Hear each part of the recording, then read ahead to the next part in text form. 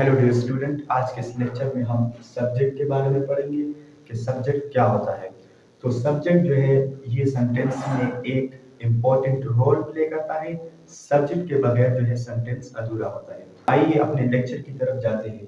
Subject जिसको हम काम करने वाला भी कहते हैं या डूअर ऑफ एक्शन जो कि सेंटेंस में कोई काम करता है उसको हम क्या कहते हैं, सब्जेक्ट कहते हैं। सेंटेंस में जो काम करता है उसको हम क्या कहते हैं, सब्जेक्ट कहते हैं। या लास्ट टाइम ये होता है कि सब्जेक्ट जो है वो किसी भी सेंटेंस में काम नहीं करता, लेकिन सब्जेक्ट उसमें होता है। जिसके बारे में कोई बात कही जाती है उसको भी हम क्या कहते हैं, सब्जेक्ट कहते हैं। Like she is my sister, तो अभी किसके बारे में बात कही जाती है, शी के बारे में। तो यहाँ पर शी क्या है, ये भी हमारे पास एक सब्जेक्ट है। सब्जेक्ट जो है ये हमारे पास नाउन भी हो सकता है, प्रोनाउन भी हो सकता है, नाउन फ्रेज भी हो सकता है, नाउन फ्रेज भी हो सकता है।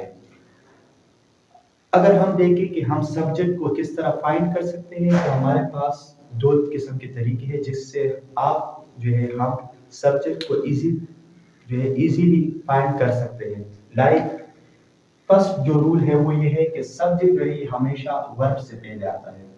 पहला जो रूल है वो क्या है कि सब्जेक्ट जो है ये हमेशा वर्ब से पहले आएगा।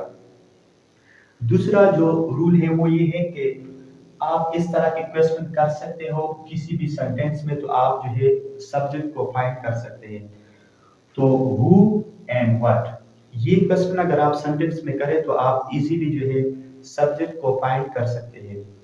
अगर हम एग्जाम्पल की तरफ जाएं तो आप इजीली अभी समझ जाएंगे इन एग्जाम्पल से। लाइक आलिया इज ईटिंग, तो अगर हम यहाँ पर देखें आलिया, आलिया हमारे पास क्या है, नाउन है, और आलिया हमारे पास क्या है, सब्जेक्ट भी है। क्योंकि सब्जेक्ट जो है ये हमारे पास नाउन हो सकता है। आलिया इज ईटिंग, तो अगर मैं आपसे सवाल करूं हु इज ईटिंग, तो आप मुझे जवाब देंगे कि आलिया। तो यहाँ पर ये क्वेश्चन जो मैंने किया कौन खा रहा है, आलिया।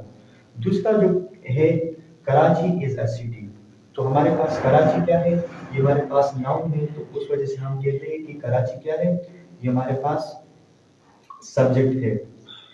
ही is my brother, who is my brother, he, तो हमारे पास ही क्या है, ये हमारे पास सब्जेक्ट है।